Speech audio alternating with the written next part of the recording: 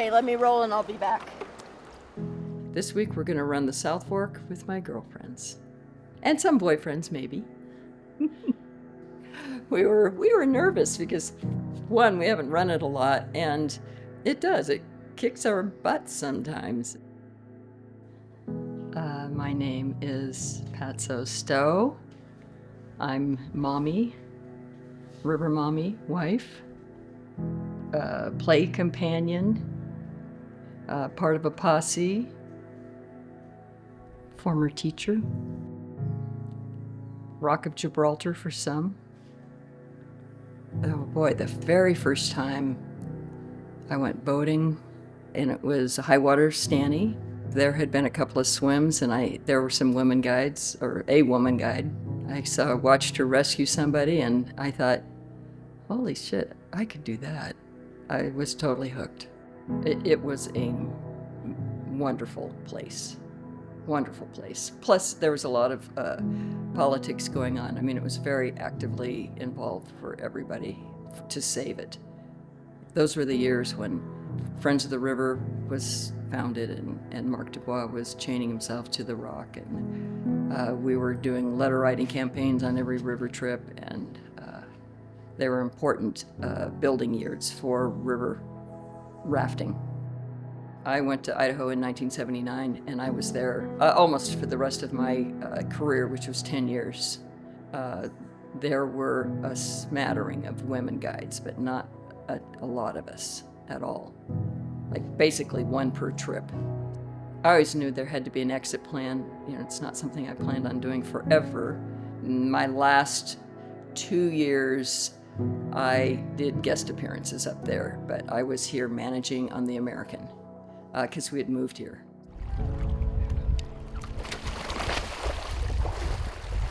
Piece of cake, baby. Boy, that felt good. I met Tim. They had a bad reputation as wild boys on the Tuolumne. You're in a book. I am. I am. Oh, God. And Dick Linford, our company owner, wrote the story, and it's in the book called Halfway to Halfway. And Dick, he was a good matchmaker, or wanted to be a matchmaker, and so he would roll his little Rolodex and say, any man, Patso, just tell me, any man will match you up, go on. And he would do this thing, and I'm telling him to back off, I'm not ready, go away, leave me alone kind of thing. And then I met Tim on the Stani, and I went into the Echo office and said, oh, hey, I met somebody that I think, I'd like to be put on trips with. He's like, oh, who is it? And I said, it's Tim Madden. And he's like, Madden? And he's just like, no, Madden's not your type. And I'm like, which pissed me off. And I said, Dick, I don't want to marry him. I just want to fuck him, okay? And he said, okay. And there we go. Tim found himself on the trip the next trip with us. Yeah, with me, yes.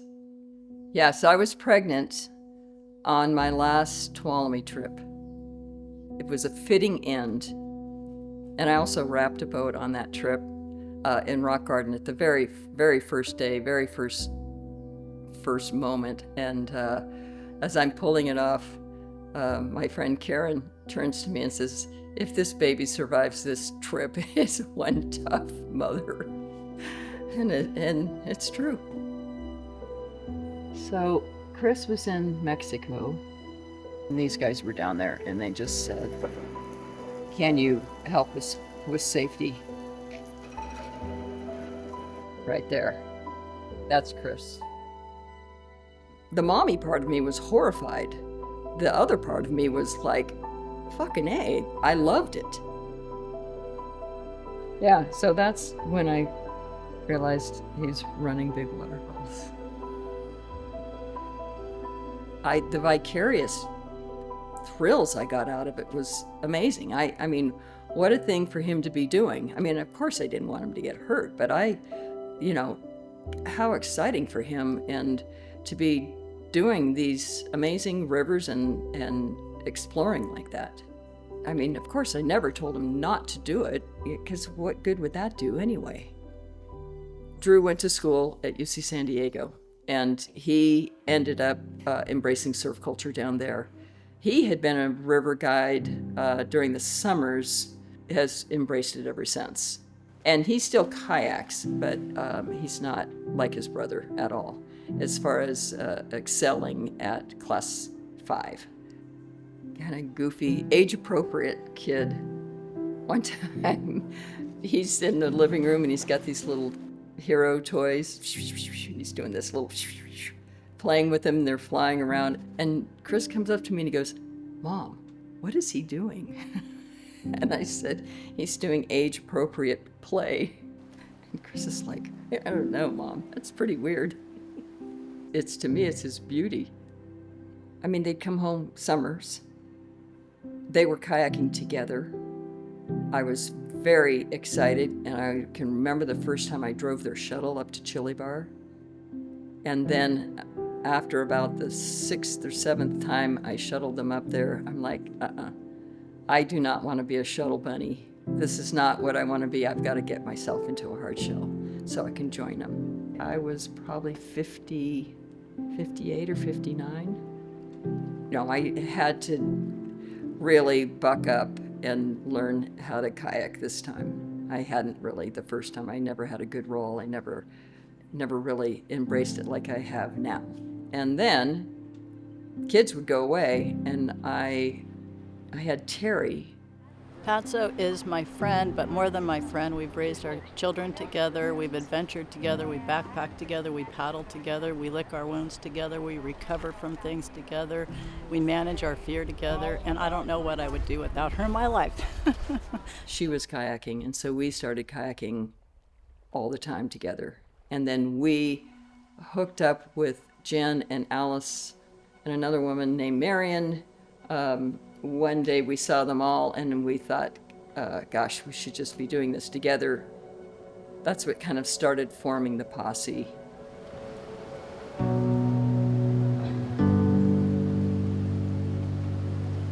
El Cid, and they tie him to the horse at the very last scene. He's gonna tie me into a raft and shoot me down the river.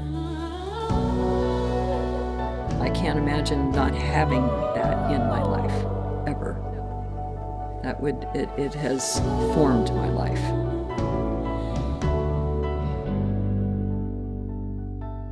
And I love all the children I meet that love it. Because it gives, again, it's a connection, it's a bond.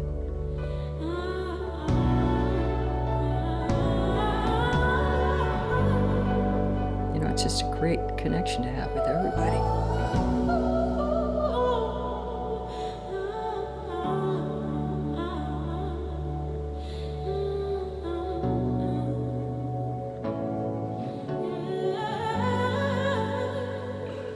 We're all stoked.